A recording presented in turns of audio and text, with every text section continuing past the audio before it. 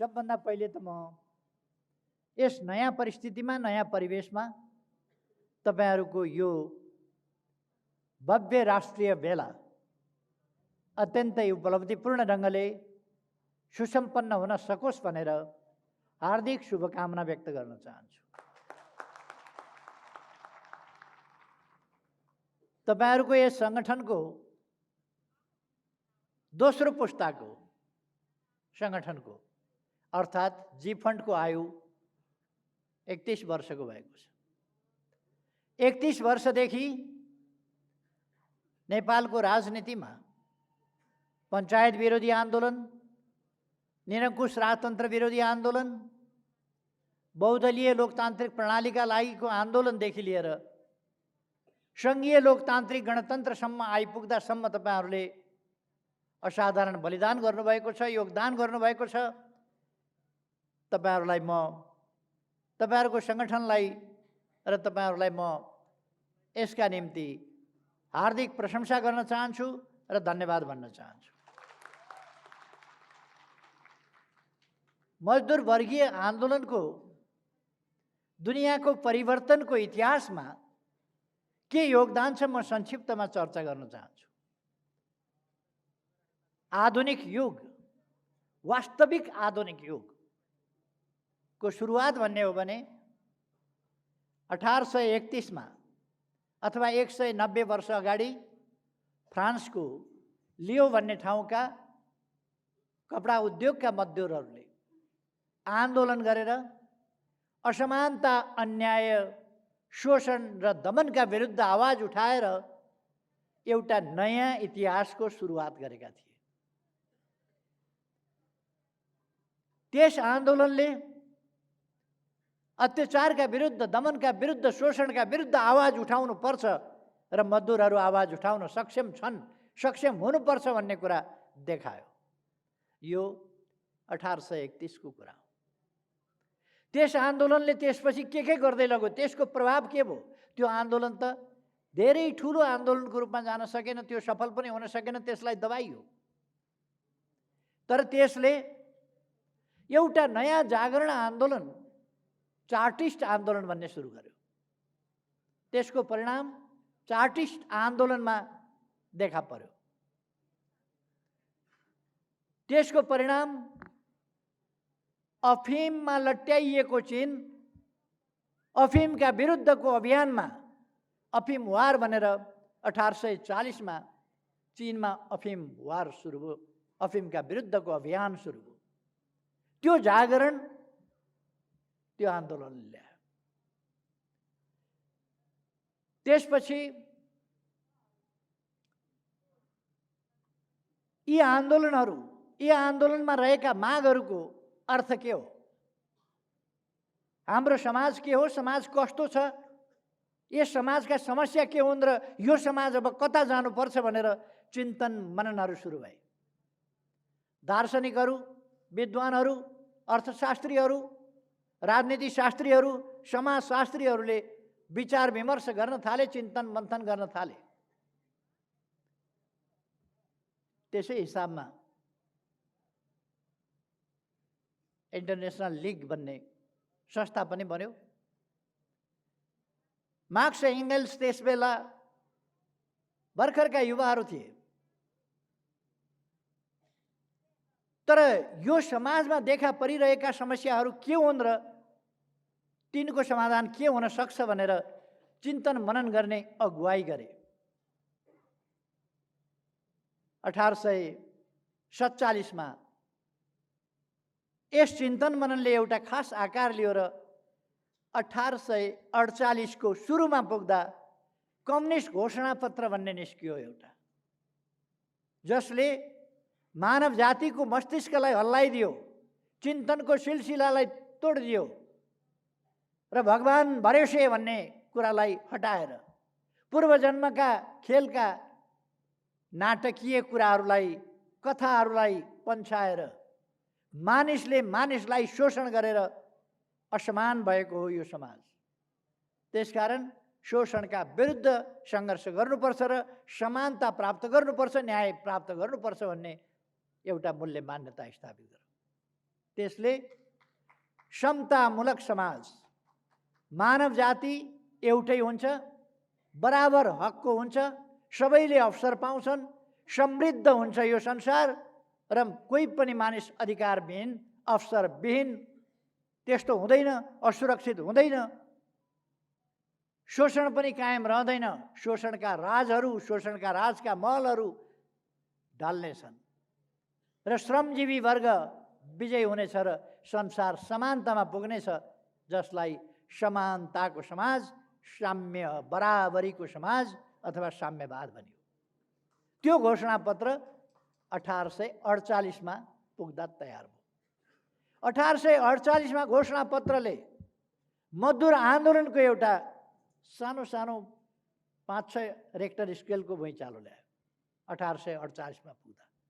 52 मा पुग्दा मजदुर आन्दोलनले विश्वव्यापी रूपमा भन्ने हो भने करिब 7 रेक्टर स्केलको भुइँचालो ल्याउने स्थिति बन्यो। 1871 मा पुग्दा पेरिस कम्युन जस्तो त्यही मजदुर आन्दोलनका राप र तापले, त्यो विचारका प्रभावले पेरिस कम्युन जस्तो आन्दोलन बन्यो। पहिलोपल्ट जनता शासक बने मानव इतिहासमा। पहिलोपल्ट शासक बनेर फ्रान्स जस्तो देशमा, पेरिस जस्तो ठाउँमा 72 दिनसम्म जनताको राज भयो। असङ्गठित थियो त्यो, सङ्गठित थिएन, सङ्गठनका अनुभव थिएनन्, अनुभवहीनता थियो, त्यसकारण 72 दिनमा त्यो ढल्यो। तर त्यसले दुनियाँलाई झकझकायो र त्यसपछि उपनिवेशवाद विरुद्धको आन्दोलन दुनियाँमै तीव्र गतिले गयो। साम्राज्यवाद विरोधी, उपनिवेशवाद विरोधी आन्दोलन, राष्ट्रिय स्वाधीनताका आन्दोलन, राष्ट्रिय मुक्तिका आन्दोलन अत्यन्तै तीव्र वेगका साथ गए। यी कुराहरूका पछाडि मजदुर वर्गीय चेतना, अन्याय, दमन, शोषण र थिचोमिचो विरोधी मानवीय भावनाको प्रकटीकरण र त्यसलाई सङ्गठित रूपमा लानुपर्छ भन्ने कुरा, खास गरी यो 48 मै गएर देखा परिसकेका थियो। तर त्यो 48 को कुरालाई पेरिस कम्युनले अझ बढी स्पष्ट पारो र पेरिस कम्युन असङ्गठित भएको हुनाले डल्यो। त्यसपछि सङ्गठनको सिलसिला भयो, विभिन्न सङ्गठनहरू बने र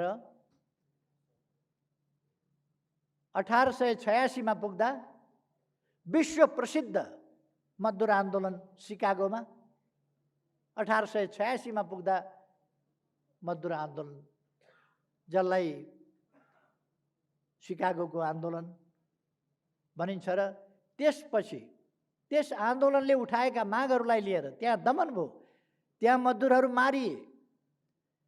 त्यसपछि मजदुरहरूको झन्डा, त्यो रगतमा लतपतिएको मजदुरहरू मारिदा उनीहरूको रगतमा लतपतिएको झन्डालाई, कपडालाई उठाएर मजदुरहरूले हाम्रो अबको झन्डा रातो झन्डा हो भनेर उद्घोष गरे। यो 1886 मा। त्यसपछि तपाईहरुले आज हल्लाइरहेको झन्डा रातो किन छ भन्दा यो 1886 बाट सुरु भएको बलिदानको इतिहास त्यसभित्र छ। मजदुरहरूको बलिदानको इतिहास त्यसभित्र छ। 89 बाट यसलाई एउटा मजदुर दिवसको रूपमा, मई दिवसको रूपमा मनाउन सुरु गरियो। त्यही मईको दिनलाई स्मरण गरेर मईको पहिलो दिन मे फर्स्टलाई 1886 लाई ध्यानमा राखेर 89 बाट मई दिवस मनाउन थालियो, जुन दिवस अहिलेसम्म विश्वभरिका मजदुरहरूले संसारभरि नै मे डेका रूपमा मनाउँछ। त्यस आन्दोलन त्यतिमै रोकिएन, त्यसको ताप, त्यसको राप, त्यसले देखाएको दिशा, त्यसले देखाएको बाटो त्यतिमा रोकिएन। 1903 मा पुग्दा लेनिनको नेतृत्वमा फरक ढङ्गले सङ्गठनात्मक सिद्धान्त सहित यसरी मजदुर यसरी सङ्गठन बन्छ, सङ्गठन बनाउने सिद्धान्त, चलाउने सिद्धान्त यो हो भनेर त्यो सिद्धान्त, त्यो सङ्गठनात्मक सिद्धान्त, त्यो विधि, त्यो नीति पद्धति भनेको आज पार्टी छोडेर जाने, विदेशीको दलाली गर्ने अनि नीति र पद्धतिका कुरा गर्ने चाटुकारहरूका जस्ता कुरा होइनन्। त्यो सङ्गठन चलाउने नीति भने, सङ्गठन बनाउने नीति, सङ्गठन चलाउने नीति, विधि र पद्धति भनेका थिए। यो 1903 मा लेनिनले पहिलेदेखिका सङ्गठनका प्रयासहरूलाई पुनर्गठित गरेर नयाँ ढङ्गले 1903 बाट सुरु। यो मजदुर वर्गीय आन्दोलन पहिले श्रमजीवी आन्दोलनको रूपमा मात्रै चिनिन्थ्यो। चीनको 4 मई आन्दोलन 1919 को मई 4 का दिन भएको जुन विशाल आन्दोलन थियो, त्यसपछि केही समय त्यो चल्यो। त्यसले मजदुर आन्दोलनलाई, श्रमिक आन्दोलनलाई श्रमजीवी आन्दोलनमा रूपान्तरण गर्यो। त्यसभन्दा अघि अक्टोबर क्रान्ति भयो 1917 मा, तर त्यसले पनि श्रमिक आन्दोलनलाई श्रमजीवी आन्दोलनसम्म विस्तार गर्न सकेका थिएन। किसानलाई अलिकति फरक ढङ्गले हेर्ने दृष्टिकोण छँदै थियो। श्रमजीवी भए पनि मजदुर बाहेक, सर्वहारा बाहेकहरूलाई फरक ढङ्गले हेर्ने दृष्टिकोण थियो। तर 4 मई आन्दोलनले त्यसलाई अलिकति माथि उठायो। चिनिया कम्युनिस्ट पार्टीको 1921 मा स्थापना भएपछि र त्यसभन्दा पछि उत्तरी अभियान, राष्ट्रिय एकीकरणको अभियान चीनले चलाएपछि त्यो आन्दोलन श्रमजीवी वर्गको र त्योभन्दा अझ बढ्ता राष्ट्रिय आन्दोलनमा पनि परिणत भयो, जसले उपनिवेशवाद विरोधी आन्दोलनको एउटा लहर सिर्जना गरेर उपनिवेशका विरुद्ध राष्ट्रिय स्वाधीनताका आन्दोलनहरू, राष्ट्रिय मुक्ति आन्दोलनहरू लगातार एकपछि अर्को सफलता प्राप्त गर्दै गए। त्यसले प्रतिक्रियावादी शक्तिहरूलाई, साम्राज्यवादी शक्तिहरूलाई एउटा नयाँ छटपटीमा पुर्यायो। उनीहरूका अहङ्कारहरू टकराउन थाले। पहिलो विश्वयुद्ध र दोस्रो विश्वयुद्ध साम्राज्यवादी अहङ्कारका टकराहटहरू। श्रमजीवी वर्गहरूसँग सामना गर्ने उपायका खोजीहरू हुन्। आफू सबल हुने र अरूलाई दबाउने प्रवृत्तिका ती उपज थिए र ती मजदुर आन्दोलन विरोधी कुरा हुन्। मजदुर वर्ग सधैँ शान्तिको पक्षमा रह्यो, सधैँ स्वाधीनताको पक्षमा रह्यो। यो कुरा चिनिया क्रान्तिमा पुग्दा, हुनान किसान आन्दोलनमा पुग्दा, मजदुर किसानको आन्दोलन श्रमजीवी वर्गको आन्दोलनको रूपमा व्याप्त भयो। नेपालको सन्दर्भमा मैले भनिरहनु पर्ला जस्तो लाग्दैन। अघि मैले दोस्रो पुस्ताको आन्दोलन भने, दोस्रो पुस्ताको सङ्गठन भने जी फन्डलाई, त्यसको अर्थ 1903 तिर, 2003 सालतिर, 1947 तिर, 2003 सालतिर, विक्रम सम्वतको 2003 सालतिर आइपुग्दा नेपालमा मजदुर वर्ग केही अगाडि स्थापना भएको थियो। केही अगाडिदेखि मजदुर वर्ग प्रकट भएको थियो, उद्योगहरू स्थापना भएका थिए र नेपालमा पुँजीपति र मजदुरको अभ्युदय भइसकेका थियो नेपालमा। त्यसकारण 1903 को अन्त्यसम्म पुग्दा नेपालमा मजदुर आन्दोलन, मजदुर वर्ग सङ्गठित हुने र आन्दोलनको रूपमा अगाडि बढ्ने स्थिति बनेको थियो। त्यसकारण विराटनगरमा 2003 साल र 4 सालको मजदुर आन्दोलन भएको थियो। हामीले गर्व गर्नुपर्दछ। नेपालमा वर्गीय चेतना, वर्गीय ढङ्गले, यो राणा शासन विरोधी आन्दोलन भन्यो, राणाले शासन गरे के हुने, राजाले शासन गरे के हुने, त्यस प्रकारको एउटा सामान्य लोकतन्त्र भन्ने कुरा, त्यो भन्दा पनि बढी केही पनि गर्न नपाइने जहानिया शासन जुन राणाको भनेर, यो राजा र राणाको सन्दर्भको बीचको अन्तर्विरोधलाई राजा पक्षीय ढङ्गले, राणा विरोधी ढङ्गले जुन परिणत गर्न खोजियो जनताको चेतनालाई, जनताको आन्दोलनलाई, त्यसका विरुद्ध मजदुर वर्गीय आन्दोलनले नयाँ सेप दियो नेपाल। त्यसले नेपाली कांग्रेस बन्यो, लाल कम्युनिस्ट पार्टी बन्यो र पछि राष्ट्रिय कांग्रेस बन्यो र तिनीहरूको एकीकरण राष्ट्रिय कांग्रेस र नेपाली कांग्रेस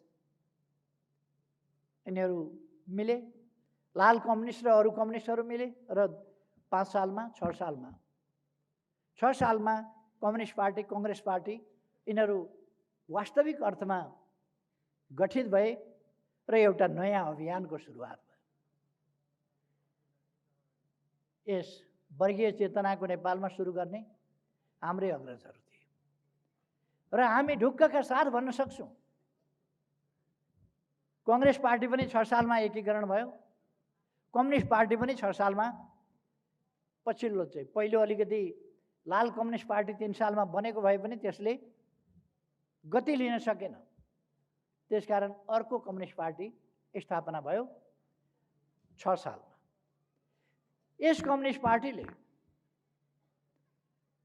अघिल्लोले अलिकति वर्गीय स्वरूप आन्दोलनको सम्पूर्ण सङ्गठित रूप लिन नसकेका हुनाले हामीले आफ्नो स्थापना दिवस 2006 साल वैशाखलाई नै मानेका छौँ। त्यस यता हाम्रो मजदुर वर्गीय आन्दोलन श्रमजीवी वर्गीय आन्दोलनको रूपमा व्यापक बनेको छ र श्रमजीवी वर्गीय आन्दोलन परिवर्तनका लागिको आन्दोलन, देशभक्तिको आन्दोलन, लोकतन्त्रका लागिको आन्दोलन, सामाजिक न्याय र समानताका लागिको आन्दोलन जुन हो त्यो आन्दोलनको एउटा बलियो महत्त्वपूर्ण पक्ष श्रमिक आन्दोलनको रूपमा, मजदुर आन्दोलनको रूपमा रहेर दोस्रो पल्ट फेरि मजदुरहरू एउटा सिलसिला टुटेको अवस्थाबाट फेरि सङ्गठित भएर जी फन्ड बन्यो 2046 साल। त्यस यता मैले अघि नै भने तपाईँहरूले महत्त्वपूर्ण योगदान गर्नुभएको छ र यहाँ आइपुग्नु भएको छ। यस सिलसिलामा मैले हेरिराखेको छु प्रचण्डको चटकबाट नअल्मलिएको कुनै सङ्गठन छ भने जी फन्ड हो। अरू अनेक सङ्गठनहरू प्रचण्डको चटकबाट अल्मलिए, झुक्किए, अनेक कुराहरू भए, तर जी फन्ड अल्मलिएन। जी फन्ड कुनै चटकेका छलछामपूर्ण कुराहरूबाट अल्मलिँदो रहेनछ। तपाईँहरूले मजदुर एकता जिन्दाबाद भन्नुभयो। आज नेपालमा मजदुर आन्दोलनलाई बलजफ्ती केही तत्त्वहरूले मजदुर आन्दोलनलाई विभाजित गरेका छन् र हामीले मजदुर आन्दोलनलाई विभाजित हुन नदिएर अरू साथीहरूलाई पनि समावेश गरेर अल्मलिएका साथीहरूलाई भ्रमबाट मुक्त गरेर अँध्यारोमा टर्च लाइट बाले जस्तो बालेर सही बाटो हामीले देखाएर ती साथीहरूलाई पनि यस आन्दोलनमा समावेश गर्नुपर्दछ र एकताबद्ध मजदुर आन्दोलन नेपालमा निर्माण गर्नुपर्दछ अझ व्यापक रूपमा। अहिले पनि केही तत्त्वहरूले केही मजदुर साथीहरूलाई अल्मल्याएका छन्, केहीलाई झुटा सपना, झुटा आश्वासन देखाएका छन्, बाँडेका छन्। त्यस्ता कुराहरूबाट मुक्त हुनुपर्दछ। म साथीहरूलाई आग्रह गर्न चाहन्छु र त्यस्ता कुराहरूबाट हाम्रा साथीहरूलाई, मजदुर साथीहरूलाई मुक्त गराउनुपर्छ।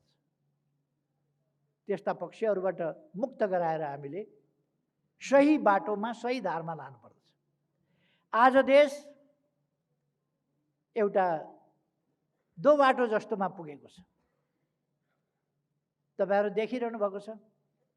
यो दो बाटोमा गलत बाटोतिर देशलाई लानका लागि अरू कोही भन्दा बढ्ता आफूलाई कम्युनिस्ट भन्न रुचाउने, समाजवाद उन्मुख भन्न रुचाउने, समाजवादी हुँ भन्न रुचाउने, श्रमिकको नाम लिएर नथाक्ने, मजदुरको नाम लिएर नथाक्ने, देशको कहिले कहिले उच्चारण गर्ने, विदेशीको दलाली गर्ने, विदेशीको चाकडी गर्ने, आन्दोलनलाई ध्वस्त पार्ने, बाटोलाई गलत बाटोमा लिएर जाने, जहिले पनि आन्दोलनलाई गलत दिशामा लिएर जाने, कमजोर पार्ने, शिथिल पार्ने र सिद्ध्याउने तत्त्वहरू जो हामीबाट अहिले भर्खर छुटेर गएकै थियो होला नि गएका हौँ भन्दैछ।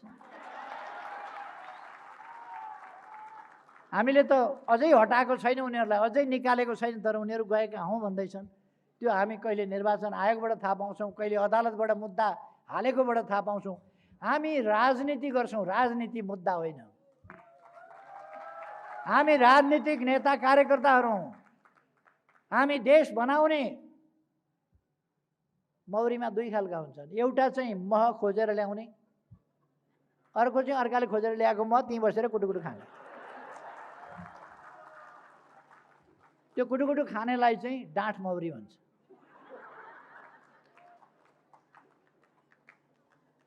हामी डाँठ मौरी जस्ता होइन, कर्मी मौरीहरू हौँ।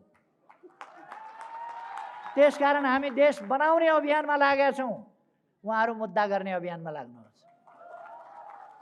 मुद्दा हालेको हालै हुनुहुन्छ, मुद्दा हालेको हालै हुनुहुन्छ।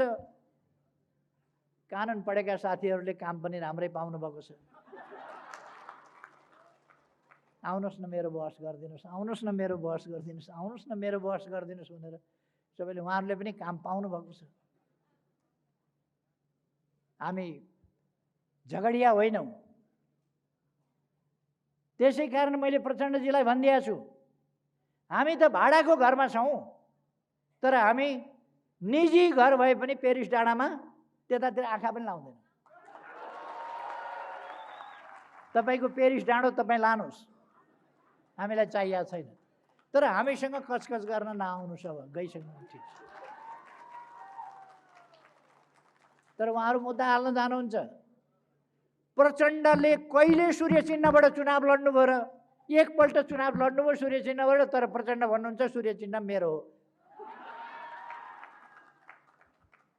सूर्य चिन्ह राख्ने हामी, सूर्य चिन्ह बनाउने हामी, सूर्य चिन्ह दर्ता गर्ने हामी, जिन्दगीभरि सूर्य चिन्हको प्रचार गर्ने हामी, सूर्य चिन्हबाट चुनाव लड्ने हामी, चुनाव लडेर जित्ने हामी।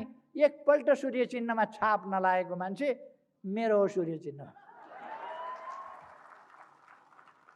निर्वाचन आयोगमा गएछन् र सूर्य चिन्ह मेरो हो, मै पाऊँ भनेर। कहिलेबाट तपाईँको भयो सूर्य चिन्ह?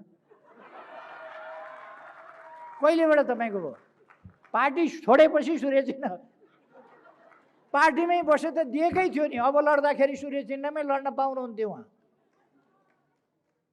मैले हिजो पनि भने, दशा लागेपछि के लाग्छ? यहीँ बसेको भए, यहीँ बसेको भए कति शानदार सफलता हुन्थ्यो, कति शानदार विजय हुन्थ्यो। यहीँ सही बाटो हिँडेको भए, सही काम गरेको भए पार्टी एकताबद्ध र एकजुट रहन्थ्यो। पार्टीले शानदार ढङ्गले जित्थ्यो, कामको आधारमा जित्थ्यो, विचारको आधारमा जित्थ्यो। हेर दशा लाग्यो उहाँहरूलाई। अब उहाँहरूले जित्नुहुन्छ चुनाव। चितवनमा त उहाँले, तपाईँहरूलाई थाहा छ, 74मा चितवनमा हामीले जिताएको हो। ठुला ठुला सभाहरू गरेर हामीले सम्बोधन गरेर जनतालाई प्रणाम गरेर लौ न भोट हालिदिनुहोस् भनेर आग्रह अनुरोध गरेर जिताएको, हामीले जिताएको। 70मा बत्ती निभाएर बाक साँटेर जित्या उहाँले। के हालत भयो थियो?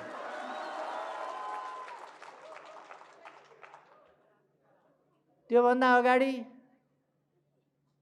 कीर्तिपुर हारिसक्नु भएको थियो। उहाँ त यस्तो फ्लोटिङ हुनुहुन्छ नि, फ्लोटिङ। कहिले रोल्पाबाट लड्नुभयो, त्यसपछि सिराहा जानुभयो, त्यसपछि कीर्तिपुर कता जानुभयो, त्यसपछि कता। अब जाने ठाउँ कतै पनि छैन। अब जाने ठाउँ कतै रहेन। अब त्यो उहाँको खुसी हो। जङ्गलमा त न हिजो बस्नुभएको थियो, न अब बस्नुहुन्छ। हिजो जङ्गल बस्नुभएको होइन, उहाँ दिल्ली, लखनऊ, नोएडामा हुनुहुन्थ्यो, हामीलाई थाहा छ। उहाँ जङ्गलमा बस्नुभएको होइन। जङ्गलमा त अरूलाई बसाउनु भयो, कार्यकर्ता बसाउनु भयो, लडाकुहरू बसाउनु भयो, जङ्गलमा। आफूहरू त जेलवाला तेलले जुल्फी कोरेर दिल्ली बस्नु।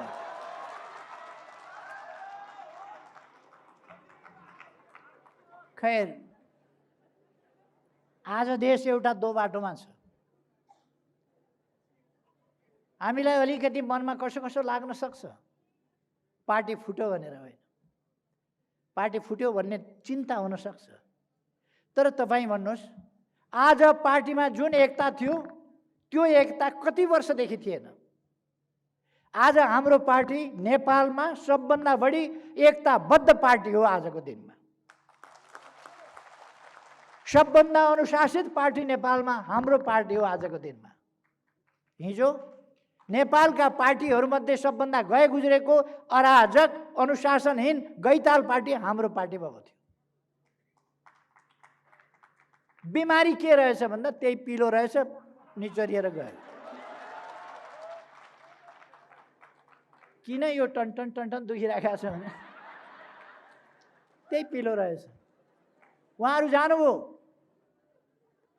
पार्टी एकताबद्ध छ, पार्टीमा उत्साह छ, पार्टीमा आत्मविश्वास छ, पार्टी गतिशील छ, जित्छु भन्ने आत्मविश्वासका साथ पार्टी अगाडि बढेको छ। हिजो यस्तै चाल हो भने जनताका बिचमा कसरी जाने, के मुख देखाउन जाने, के भन्न जाने भन्ने समस्या कार्यकर्तालाई परेको थियो। पार्टी पार्टी जस्तो थियो र, बैठक बैठक जस्ता थिए र, यसरी भेला गर्न सकिन्थ्यो। अघि नै उठेर उताड एउटा कराउँछ, उताड 10 वटा, उताड 5 वटा कराउँछ, च्याउ च्याउ र म्याउ म्याउ गरेर अनेक उत्पात मचिसक्थ्यो। अहिले पार्टी त्यस्तो छैन। पार्टी एक विचार, एक मन, एउटा उद्देश्य, एउटा ध्येय, एउटा धारणा, समृद्ध नेपाल, सुखी नेपालीको राष्ट्रिय आकांक्षा, त्यो पुरा गर्न सबै जुट्नुपर्छ, सबै लाग्नुपर्छ भन्ने। त्यो पुरा गर्नका लागि हामीले सुशासन र विकासको अभियान अगाडि बढाउनु पर्छ भन्ने सबैमा छ। एउटै उद्देश्य छ, एउटै लक्ष्य छ। त्यसका लागि आन्दोलन मजबुत हुनुपर्छ। त्यो आन्दोलन भनेको देशभक्तिपूर्ण आन्दोलन, त्यो आन्दोलन भनेको लोकतान्त्रिक आन्दोलन, त्यो आन्दोलन भनेको सामाजिक न्याय र समानताको आन्दोलन। त्यस्तो आन्दोलनलाई मजबुत बनाउनका लागि कम्युनिस्ट पार्टी मजबुत हुनुपर्छ, कम्युनिस्ट पार्टी सुदृढ हुनुपर्छ।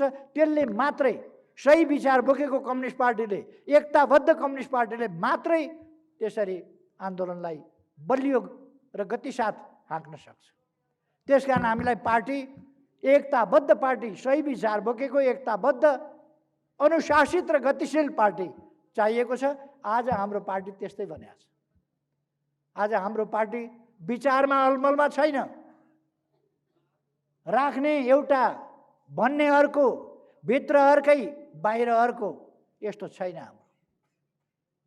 भित्र आफन्तवाद, नातावाद, कृपावाद, नाता गोता, उहाँहरूको त समाजवाद आइसक्यो नि भन्ने मात्रै हो। समाजवाद आइसक्यो, घरबेटीको समेत समाजवाद आइसक्यो। आफन्तको के कुरा गर्नु, उहाँहरूको समाजवाद त आइसक्यो। हामीलाई मात्रै समाजवाद ल्याउनु पर्नेछ।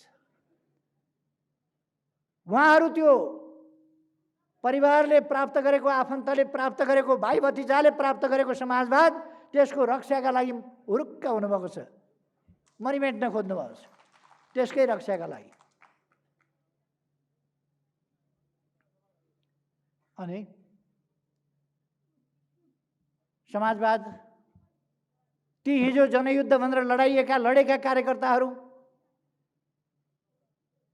ती मारिएकाहरूका परिवारहरू, बालबच्चाहरू, बाआमाहरू, तिनलाई त समाजवाद आएको छैन। शरीरमा गोली बोकेर हिँडेकाहरू, छर्रा बोकेर हिँडेकाहरू, अङ्गभङ्ग भएकाहरू, परिवार अस्तव्यस्त भएकाहरू, उनीहरूलाई त समाजवाद त आएको छैन। उनीहरूलाई समाजवाद चाहिएको छ। र हामी आफ्ना लागि होइन, देशका लागि, जनताका लागि, पीडितहरूका लागि, हिजो विभिन्न प्रकारका नोक्सानी बेहोरेकाहरू, क्षति बेहोरेकाहरू, कष्ट बेहोरेकाहरू, बलिदान भोगेर आएकाहरू र सम्पूर्ण दुःख पाएका जनताका लागि एउटा समृद्ध नेपाल र सुखी नेपालीको परिकल्पना, त्यो राष्ट्रिय आकांक्षा बोकेर अगाडि बढिरहेका छौँ र त्यस लक्ष्यमा हामी किञ्चित तलमाथि हुँदैनौँ। हामीले देखाउनु पर्ने लुकाउनु पर्ने फरक फरक कुरा छैन।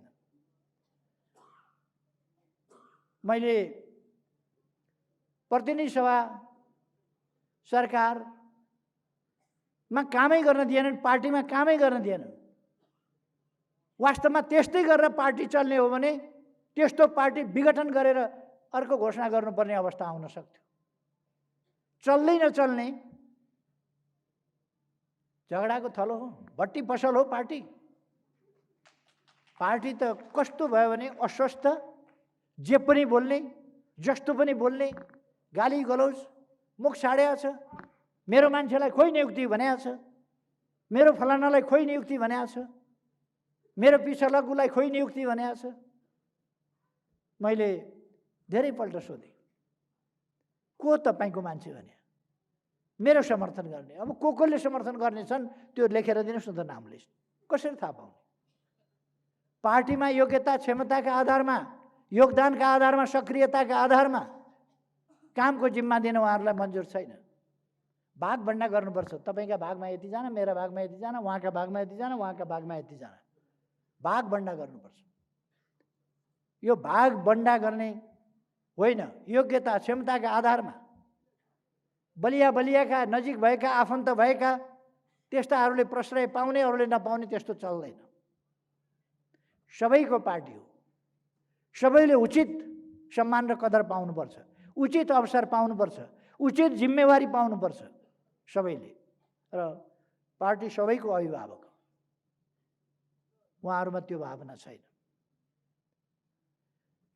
मैले प्रतिनिधि सभा विघटन गरेँ, सरकारलाई कामै गर्न नदिने। प्रतिनिधि सभामा उहाँहरू अहिले स्थायित्वका कुरा गर्दै हुनुहुन्छ। आफ्नो लगभग झन्डै 2/3 सरकार त्यो नढाली नहुने, नतोडी नहुने। अघिल्लो पल्ट मेरो नेतृत्वको सरकार ढाल्ने मान्छे को हुन्? तपाईँ हामी सबैलाई थाहा छैन र? पुष्पकमल दाहाल, उनी त अर्कै पार्टीमा थिए, तर पनि उनी हुने एकजना। उनलाई उकासेर नढाली हुँदैन भन्ने मान्छे माधव नेपाल, झलनाथ खनाल, वामदेव गौतम, उहाँहरू नै हो। उहाँहरूले प्रचण्डलाई ढाल्नै पर्छ यो सरकार भनेर उकासेकै हो। यिनै मान्छे हुन्। फेरि अर्कोपल्ट चुनावबाट हामी आयौँ, फेरि पनि काम गर्न दिने होइन। तपाईँहरूले कहिल्यै पनि, अहिले मैले नाम लिएका नेताहरूले सरकारको पक्षमा बोलेको कहीँ सुन्नुभयो तपाईँहरूले? कहिल्यै बोल्नु भएन। म नाम लिइरहन उचित ठान्दिनँ। नाम लिएर किन व्यर्थै मुख मात्रै अपवित्र बनाउनु? केही पत्रिकाहरू छन्, जति राम्रो काम गरे पनि तिनले प्रशंसा गर्दैन, राम्रो कामको उल्लेख गर्दैन। केही सञ्चार माध्यमहरू छन्, कुन हुन् भन्ने तपाईँहरूलाई थाहा छ। ती कसका लागि काम गर्छन् त्यो पनि थाहा छ। त्यतापट्टि पनि म जान चाहन्न। तर यी केही व्यक्ति, केही सञ्चार माध्यमहरू के देशको पक्षमा काम गर्दैछन्? वामपन्थी सरकार नढाली नहुने, यो ढाल्ने, अनि जोडजाम गरेर अरू पार्टी, साना पार्टीसँग मिलेर अनि संयुक्त सरकार बनाउने अरे, अनि मोलतोल गर्ने, भागभन्डाको सिलसिला चलाउने। एउटै पार्टीभित्रको भागभन्डाको सिलसिलाले हायतोबा भएका छौँ हामी भने पार्टी टिपेर फेरि एउटा अस्थिरताको खेल। 6 महिनामा अविश्वास, 6 महिनामा सरकार परिवर्तन। प्रचण्डको ग्याङलाई मानेर मैले आधा चलाउने भन्दा पनि हुन्छ भनेको थिएँ। मैले त्यो छोडी पनि दिन्थेँ, आधा समय भएपछि छोडिदिने। तर राम्रै चलेको भए, राम्रै चल्दै पछि आजित प्रचण्डलाई के लाग्यो भने अध्यक्ष भएर चलाउन पाएँ भने त प्रधानमन्त्रीबाट त यसै हटाइहाल्छु, त्यसकारण अध्यक्ष भएर चलाउनु पर्यो अनि प्रचण्डले आफै प्रस्ताव राखे, मलाई अध्यक्ष दिनुहोस्, मलाई अध्यक्ष चाहिँ कार्यकारी भएर चलाउन दिनुहोस्, पार्टी चलाउन दिनुहोस्, प्रधानमन्त्री तपाईँ नै चलाउनुहोस् 5 वर्ष। मैले हुन्छ भने त्यसपछि अब कार्यकारी भनेर के यसो एउटा पगडी बताइदिएको थिएँ, खप्नु खानै भएन उफ्रिएर। कार्यकारी भनेको छ, नाकिप्या छ। अब त के फिल भयो कि के अरे, फिलिङ भयो मलाई। अब त अध्यक्ष भएको फिलिङ भयो। अब फिलिङ भएपछि उहाँलाई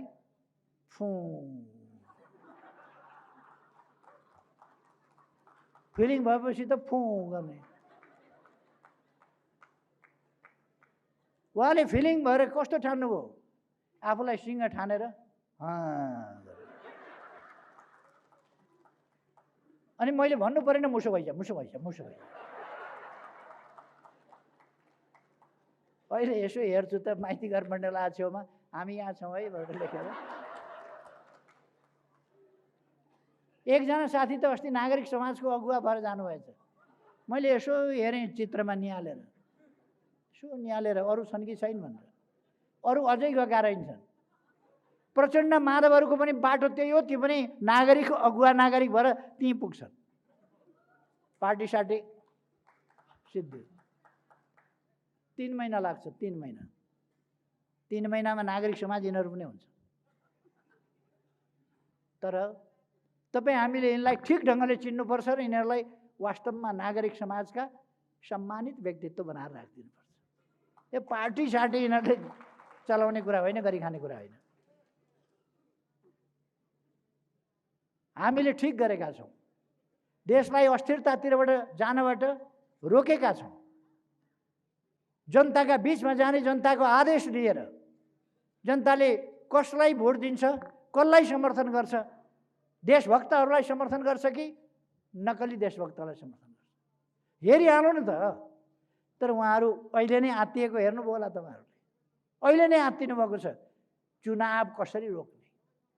उहाँ निर्वाचन आयोगमा पुग्नुभयो कुदेर, चुनावको तयारी नगर, चुनाव गराउनु हुँदैन भनेर। अनि चुनाव गराउँदा के बिग्रियो त? नेकपालाई हराउनुहोस् न त तपाईँहरू सक्नुहुन्छ भने, रिस फेर्नुहोस् न त सक्नुहुन्छ भने। तर उहाँहरूको त्यो दम छैन। हामी महान सफलता हासिल गर्न सक्छौँ। एउटा महान शुद्धिकरणको आन्दोलन अभियान, एक ढङ्गले भन्ने हो भने स्वतः शुद्धिकरणको अभियान अगाडि बढेको छ र चलेको छ। अब पार्टीमा विकृति, विसङ्गति, अराजकता, अनुशासनहीनता, सिद्धान्तहीनता, स्वार्थी प्रवृत्ति, निजी र पारिवारिक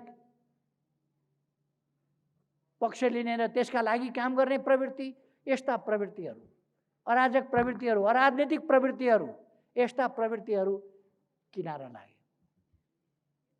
यो एउटा महान शुद्धिकरणको कदम भयो। हामीले चाल्न पर्ने कदम उनीहरू आफूले चाले र पार्टी अब शुद्धिकरणको एउटा अभियानमा गएको छ। बिना शुद्धिकरण पार्टी उपयुक्त ढङ्गले, उपयुक्त विचारमा, उपयुक्त तरिकाले पार्टी नचलिकन हामी सफल हुन सक्दैनथ्यौँ। त्यसका निम्ति शुद्धिकरण आवश्यक थियो। शुद्धिकरण भएको छ। त्यसकारण निराश नहुन म साथीहरूलाई आग्रह गर्न चाहन्छु। अघि नै साथीहरूले राखिसक्नुभयो। 2078 साल वैशाख 17 गते शुक्रबार पहिलो चरणको निर्वाचन हुन्छ। खास गरी प्रदेश नम्बर 2 मा, 4 मा, 5 मा, 7 मा होला। दोस्रो चरणको 1 मा, 3 मा, 7 मा, 6 मा, 1 मा, 3 मा कर्णाली प्रदेश अथवा 3 भनेको बागमती प्रदेश, यिनीहरूमा दोस्रो चरणमा होला। सामान्यतः अहिले चलिरहेको छलफल त्यस प्रकारको छ। यसका निम्ति साथीहरू वैशाखसम्म हामी अत्यन्त सजग हुनुपर्छ, अत्यन्त गतिशील हुनुपर्दछ। यी 3 महिनाहरू हाम्रा जीवन मरणका सङ्घर्ष हुन्। हाम्रो राष्ट्रलाई कता लाने भन्ने अवधिका सङ्घर्षका कुरा हुन्। अहिले कम आराम, कम निन्द्रा, बढी काम, बढी अभियान, हामीले त्यो लिएर जानुपर्छ। अहिले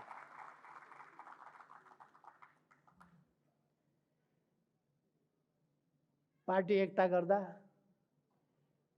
एकता गर्दा केपी ओली बिमारी छ, मरिहाल्छ, आफ्नै भागा आउँछ भन्ठाने थिए रे भनेर सुन्छ। मर्न त केपी ओली मर्छ। मेरो बुवा बुढो हुन थालिसक्नुभयो। बुबा बल्ल बुढो हुन थाल्नुभयो भने मेरो कुरै नगर्नुहोस्। मेरो बुवा नै भर्खर बुढो हुनुहुन्छ, 2-4 किलोमिटर अहिले पनि एक्लै खुइती हिँड्नुहुन्छ। एक दुईपल्ट अपरेसन गर्यो, 2-4 पल्ट अपरेसन गर्यो भनेर आजको जमानामा नयाँ 2टा किडनी लायो, 4वटा किडनी बोकेर हिँडेको छ भनेर आजको जमानामा कसैले कमजोर छ भन्ने ठान्यो भने त्यो भ्रम हुनेछ। आजको समयमा साथीहरू एकदम ढुक्कले आत्मविश्वासका साथ गतिशील हुनुहोस्, अगाडि बढ्नुहोस्।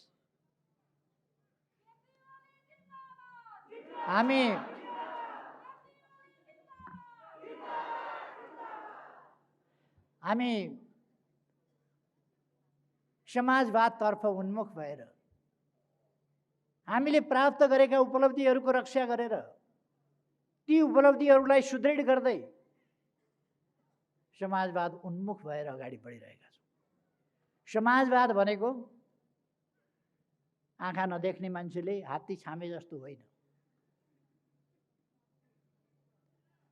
उहाँहरूको समाजवाद भनेको के हो भनेर सोध्यो भने एउटाले भन्छ एउटा बेग्लै परिभाषा, एउटाले भाइ भतिजाका कुरा गर्ला, अर्काले छोरी बुहारीका कुरा गर्ला, अर्काले के गर्ला। समाजवाद भनेको के हो? समाजवाद लोक कल्याणकारी राज्य स्थापना गर्दै लोक कल्याणकारी नीतिका साथ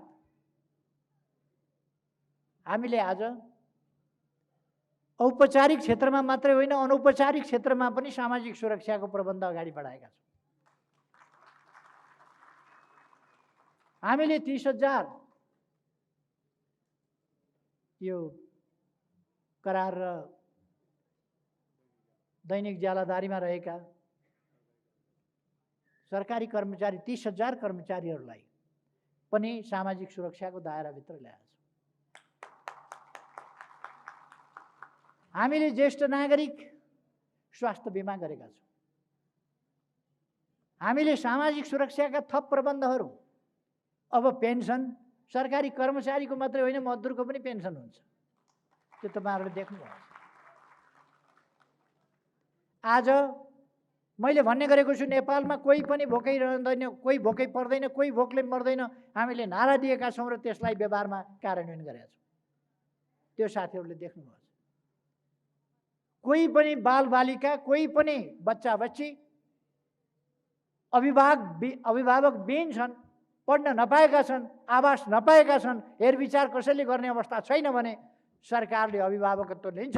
उनीहरू टुराटुरी हुँदैनन्। नेपालमा कोही पनि बालबच्चा अब अभिभावक विहीन हुँदैन।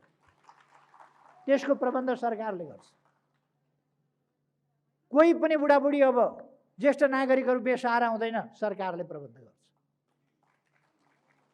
हामी यस दिशामा अगाडि बढिरहेका छौँ। सडकमा कोही मानिस गएर अलपत्र परेर पसारिनु पर्ने छैन। हेर्ने उठाउने कोही नहुने, उपचार गर्ने कोही नहुने, त्यस्तो हुँदैन।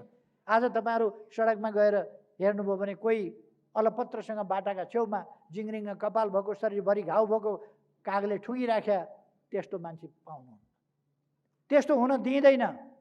हामी विभिन्न सङ्घ संस्थासँग मिलेर काम गरिरहेका छौँ यो स्थिति हटाउनका लागि। आज सडकमा पहिले जस्तो भिख मङ्गा पाइँदैन। त्यो हामीले भिख मङ्गाको स्थिति नै हो भने सरकारले हेर्छ। नकली भिख मङ्गा हो भने हामी घर पुर्याएर राखिदिन्छौँ।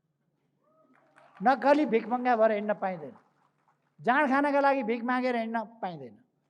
काम गरेर खानुपर्छ। हामी रोजगारीका अवसरहरू सिर्जना गर्नका लागि प्रधानमन्त्री रोजगार कार्यक्रम, युवा स्वरोजगार कार्यक्रमदेखि लिएर अनेक कार्यक्रमहरू सञ्चालन गरिराखेका छौँ। उद्योग व्यवसायलाई अगाडि बढाउनका लागि, स्टार्टअप उद्योगका लागि सहयोग गर्ने युवाहरूले सर्टिफिकेट राखेर ब्याङ्कबाट लोन लिन पाउनेदेखि लिएर अनेक कामहरू गरिराखेका छौँ। युवाहरू विदेश हामीले पठाउने गरे होइन, अहिले यो सरकार आएपछि युवा विदेश गएका हुन् र हिजोदेखि विदेश जाने एउटा सिलसिला सुरु भयो। अब हामी स्वदेशमै रोजगारीका अवसरहरू सिर्जना गरेर युवाहरू विदेश जान नपर्ने, परिवारसँग बिछोड हुन नपर्ने, दुःखका आँसुहरू बगाउन नपर्ने स्थिति सिर्जना गर्न लडिरहेका छौँ। समाजवादको बाटो भनेको त्यो हो। 7वटै प्रदेशमा हामीले औद्योगिक क्षेत्रहरू घोषणा गरेका छौँ। हामीले ग्रामीण औद्योगिक क्षेत्रहरू त्यस्ता तोक्दैछौँ, पालिका स्तरमा तोक्दैछौँ र त्यो आज बस्ने क्याबिनेटबाट पनि केही निर्णय गर्दैछौँ। त्यस्ता थुप्रै गाउँपालिकाहरूमा औद्योगिक क्षेत्रहरू, ग्रामीण औद्योगिक क्षेत्रहरू आज पनि निर्णय गर्दैछौँ। अब एकछिनपछि म गएर त्यो पनि तयारी गरेर हामी आएका छौँ। हामी रेमिटेन्समा सरकार चलाउन चाहँदैनौँ। रेमिटेन्स होइन, हाम्रो श्रम, हाम्रो उत्पादन, हाम्रो उद्योग, हाम्रो निर्यात, यसबाट हामी सरकार चलाउन चाहन्छौँ। त्यसकारण हामी समृद्धितर्फको यात्रामा छौँ, समाजवादतर्फको यात्रामा छौँ, सामाजिक न्याय र समानतातर्फको यात्रामा छौँ। यसका निम्ति हामीले सिक्नै देश यस अभियानमा सरिक हुनुपर्छ भनेर समावेशिताको सिद्धान्त, समानुपातिकताको सिद्धान्त, सहभागिताको सिद्धान्त, सबैको प्रतिनिधित्व हुन सकोस् भन्ने सिद्धान्त, ती कुराहरूलाई हरेक क्षेत्रमा व्यवहारमा लागू गर्ने प्रयास गरिरहेका छौँ। आधा आकाश आधा धरती ढाकेका महिलाहरूको हाम्रो स्तरमा जुन स्तरको जागरण छ, त्यो जागरणलाई हेर्दा कतिपय विकसित देशहरू आश्चर्यचकित हुन्छन्। कतिपय ठुला ठुला विकसित भनेका देशहरू अहिले पनि आफ्नो देशको राष्ट्रपति महिला बनाउन तयार छैनन्। तपाईँ हामीले देखेकै छौँ, महिला बनाउन तयार छैन। हाम्रोमा महिला राष्ट्रपति हुनुहुन्छ। तर हाम्रो देशमा पनि सामन्ती चिन्तन भएका केही मानिसहरू छन् जसले गर्दा जनताकी छोरी भोजपुरमा जन्मिएको, भोजपुरको एउटा विद्यालयमा पढेको, गाउँको विद्यालयमा पढेको एउटा केटी हुर्किएर आएर राष्ट्रपति बन्न पाइन्छ भनेर उफ्रिनेहरू छन्। एकपल्ट राष्ट्रपतिले घाम लागेका बेला कालो चस्मा लाउनु भयो अरे। घाम लागेका बेला कालो चस्मा लाउनु भयो अरे। ओहो महारानी भएको हेर भनेर फोटो छापेछ। कालो चस्मा लाउँदा तपाईँहरू सबै लाउनुहुन्छ कालो चस्मा, महारानी हुनुभयो? महारानी भनेको कालो चस्मा लाउनलाई भन्छ? यस्ता पछौटेहरू छन्। कसरी विरोध गर्ने? यो गणतन्त्रको प्रतीक संस्था हो। राजतन्त्रमा राजा हुन्छ, गणतन्त्रमा राष्ट्रपति हुन्छ सर्वोच्च स्थानमा। त्यसलाई सम्मान गर्न नसक्ने, जनताको छोराछोरी सर्वोच्च ठाउँमा पुग्यो सम्मान गर्न नसक्ने, केपी ओली बाख्रा चलाएर हिँड्थ्यो, गाई भैँसी चराएर हिँड्थ्यो, प्रधानमन्त्री हुने भनेर हो त्यस्तैका दिन आए। के गर्नुहुन्छ? मजदुरका छोराछोरी हुन्छन् प्रधानमन्त्री, किसानका छोराछोरी हुन्छन् प्रधानमन्त्री। हामीले खोजेको गणतन्त्र त्यो हो, हामीले खोजेको लोकतन्त्र त्यो हो। सामन्तका छोराछोरी खोजिकन ल्याएर केही हिँडेका छन् नि बजारतिर यसो निस्किएर, यो चाहियो त्यो चाहियो, हामीलाई सामन्त चाहियो, हामीलाई प्रभु चाहियो, हामीलाई मालिक चाहियो, हामी दास हुन पाऊँ भनेर हिँडेका छन् नि केही। हाम्रो आन्दोलन त्यस्तो होइन, दास हुने निवेदन हाल्ने आन्दोलन होइन। हामी समानताको आन्दोलनमा छौँ। त्यसकारण मैले बाख्रा चराएकै हो, गाई चराएकै हो, भैँसी चराएकै हो, गोठालो गरेकै हो, हलो पनि जोतेकै हो, कोदालो पनि खनेकै हो, भात पनि पकाएकै हो, भाँडा पनि माझेकै हो मैले। अनि भाँडा माझ्नु हुँदैन? जुठै खाने?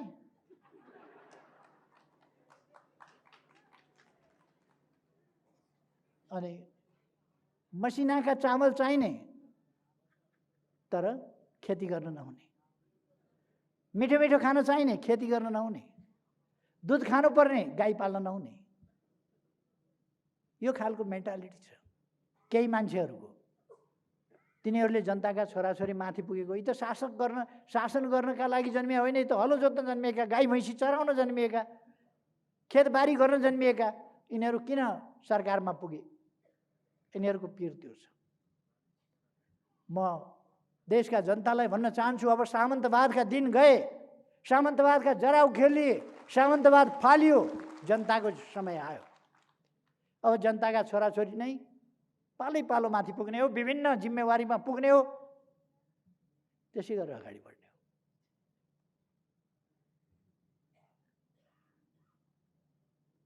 खैर, हामी एउटा महान यात्रामा राष्ट्रलाई नयाँ ढङ्गले, समाजवाद उन्मुख ढङ्गले, सामाजिक न्याय र समानताको पक्षमा अगाडि बढाउने यस महाअभियानमा लागेका छौँ। र मजदुर वर्ग, सचेत वर्ग, जसको इतिहास मैले भने, जसको इतिहासबाट चेतना, राष्ट्रिय मुक्तिको चेतना, जनमुक्तिको चेतना, यो सबै चेतना, समानताको चेतना जहाँबाट उम्रियो, जहाँबाट हुर्कियो, त्यो वर्गको प्रतिनिधित्व गर्ने तपाईँहरूले सजगतापूर्वक, सक्रियतापूर्वक, सङ्गठित ढङ्गले, अनुशासित ढङ्गले यस आन्दोलनको अगुवाई गर्नुपर्छ, वैचारिक अगुवाई। त्यसकारण म तपाईँहरूलाई आग्रह गर्न चाहन्छु, कुनै अलमलमा आफू पनि नपर्ने, अरूलाई पनि पर्न नदिने, अलमलबाट मुक्त गर्ने र साथीहरूलाई यस महाअभियानमा सरिक गर्ने, यस काममा लागौँ।